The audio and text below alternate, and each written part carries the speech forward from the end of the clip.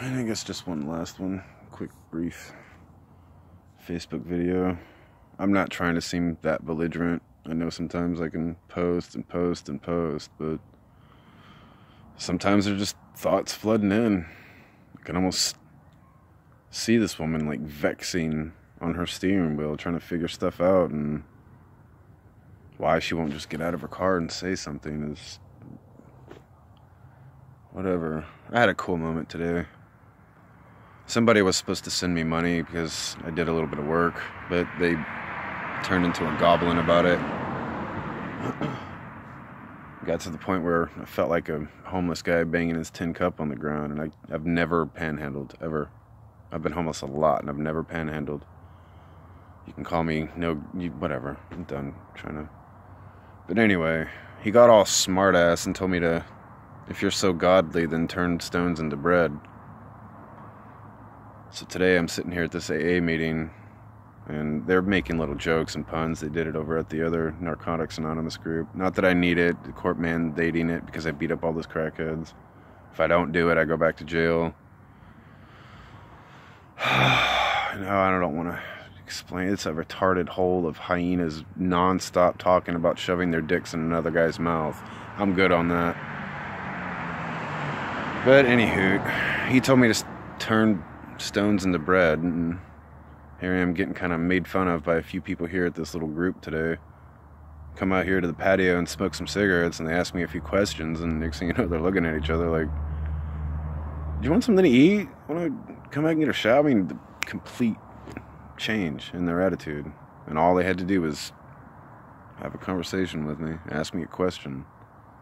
Do anything other than throw rocks at me from the inside of your vehicle at a distance. I can't seem to get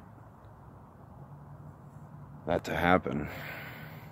I mean, even these ladies over here they got that loud, fake cackle, that immature, insecure, they don't know what to do, so they just kind of cackle really loudly to push the insecurity away. I did some psychology too, Harvard. But even their jokes start turning into rambling after a while. I don't think anybody even knows why you're doing this to me. It's just one person looked up and saw Ichiban throwing eggs at my back and wanted to be on the team, so they picked up eggs and started throwing them at me, and now it's everyone. I remember having that moment too when I was in Anaheim. I got there about a year after the Anaheim riots. And I was watching this one video of a girl kick a police car, and you could just tell she had no idea why she was there. All she knew is that it was a moment to act buck wild and probably not get in trouble for it, and she's kicking a police car, and I noticed I should have just backed away from everything right then and there, but there's something about making this little connection happen. You people have no idea. It's like, just think of it like a Tesla tower, a real one that he had envisioned, the one he wrote down in his diary, or a lightsaber, a real, working, actual, cut-through-anything lightsaber, and all it's missing is just this tiny fucking connect. And that's what I was holding out for, but now I'm starting to wonder, metaphorically, do you even deserve it? Does the world deserve that kind of coolness? Not from what I'm seeing. I don't mean to be judgmental. Thanks, guy at the Narcotics Anonymous meeting. Sit there and pat yourself on the... Never mind. Not gonna get into that.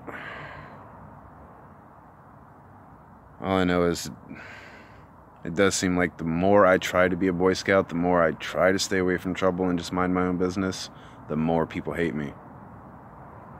And that's one of those just sad facts of reality. You'll joke about with your friends, but when you're sitting there by yourself, you think about it.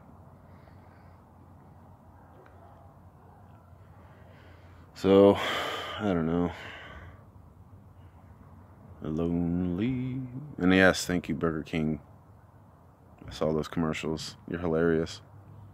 You're hilarious. There's a lot of commercials I want to call out. And what's up with that car commercial? Lady walks into a butcher shop, and a proper English lady cutting up pork chops says, "You want something more red-blooded." and leads her to the back, puts her in a brand new SUV, and then opens the door and says, drive off.